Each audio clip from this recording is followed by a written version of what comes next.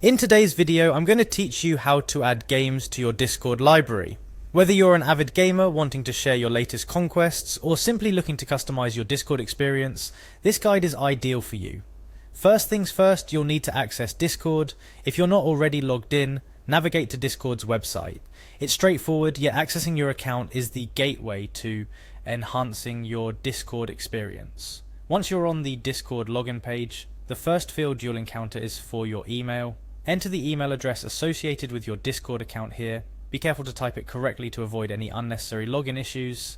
Next up, you'll need to enter your password. Make sure this is entered accurately. Remember, your password is case sensitive, so every detail matters here. If you've forgotten it, don't worry, Discord offers a password reset link right on the login page. Once your email and password are correctly entered, it's time to log in. Locate the login button and give it a click. If all your details are correct, you'll be swiftly taken to your Discord home. Now that you're logged in, you should find yourself on the Discord home screen. This is where all your messaging magic happens, but our focus today is a bit different. It's time to dive into the user settings to begin the process of adding your games to Discord.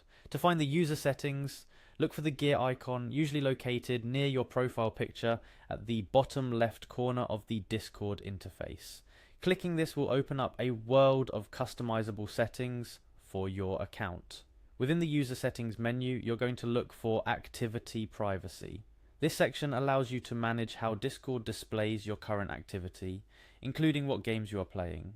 It's a privacy setting, but also a way for you to control how your game activity is shared on your profile.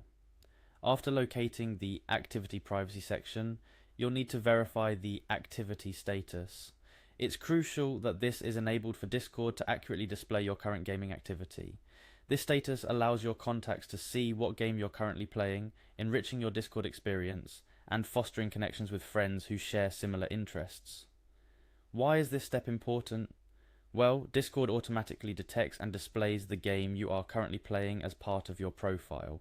This can be a great conversation starter, and a way to find friends with similar gaming tastes. Make sure the activity status is checked to allow this feature to function properly. And there you have it. By following these steps, you'll ensure that your Discord will seamlessly add and showcase your games in your library.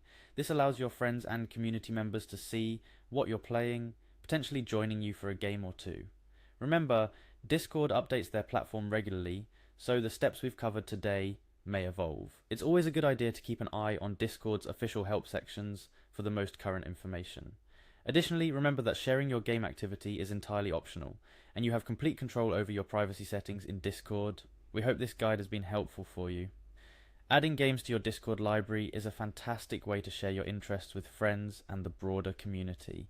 Whether you're diving into a solo adventure or gearing up for a co-op mission, Discord makes it easy to share those experiences.